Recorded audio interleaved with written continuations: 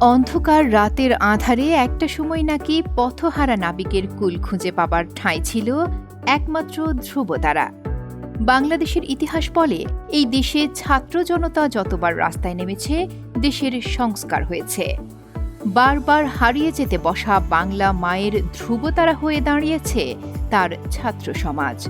ঠিক সেইভাবেই কিছুদিন আগে আওয়ামী লীগ সরকার পতনের পর দেশে বিরাজমান অস্থিতিশীলতা দূর করতে হাতে বাঁশি ও লাঠি নিয়ে আর মাথায় ক্যাপ পরে ট্রাফিক পুলিশের অবতারে হাজার হাজার শিক্ষার্থী রাস্তায় নামে। রোদে পুড়ে বৃষ্টিতে ভিজে রাস্তাঘাটের পরিস্থিতি এক প্রকার নিয়ন্ত্রণেই রেখেছে তারা।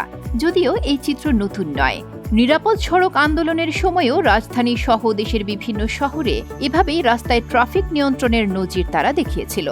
আর উন্নত বিশ্বে তথা ইউরোপের দেশগুলোতে তো ছাত্ররা পড়ালেখার পাশাপাশি পার্ট টাইম জব হিসেবে এই কাজ অনেক আগে থেকেই করছে। আমেরিকা, ফ্রান্স বা স্পেনের মতো দেশেও ছাত্রছাত্রীদের প্রতিনিয়ত মিলছে ভালো স্যালারি, বাড়ছে নেতৃত্ব দেবার গুণাবলী আর বাস্তবিক অভিজ্ঞতা। প্রশ্ন হলো, বাংলাদেশেও এই প্রথা চালু করা যায় কিনা? তৃতীয় বিশ্বের জনবহুল আর ব্যস্ততম দেশগুলোর একটি হিসেবে অবশ্যই এই দেশে একটা নতুনের সূচনা হতেই পারে।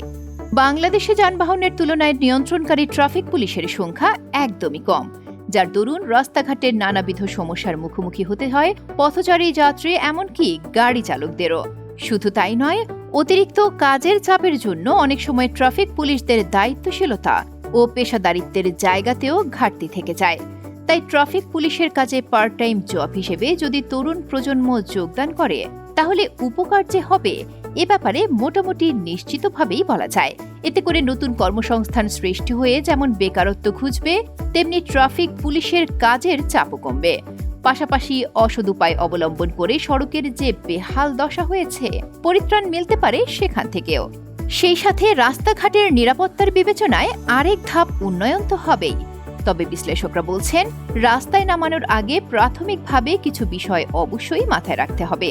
যারা পার্ট টাইম কাজে যোগদান করবেন, তাদের ট্রেনিংয়ে ঘাটতি যেন না থাকে এবং সঠিক স্যালারি যেন নির্ধারিত হয়। তাদের ব্যক্তিগত নিরাপত্তা নিয়ে যেন কোনো প্রশ্নের জায়গা তৈরি না হয়, সেটিও কর্তৃপক্ষকে নিশ্চিত করতে হবে। সেই সাথে খেয়াল রাখতে হবে এই কাজের বিরূপ প্রভাব যেন তাদের লেখাপড়ায় না পড়ে। প্রয়োজনে কাজের একটা সময়সীমাও নির্দিষ্ট করে দেওয়া যেতে পারে। যুগ বদলেছে, যুগের সাথে তাল মিলিয়ে সামনে এগোতে হবে আমাদেরকেও। নতুনত্বের সুরে সুর মিলিয়ে গাইতে হবে উন্নয়নের গান। নতুন বাংলাদেশে নতুন কিছুর সূচনা করলে মন্দ কি?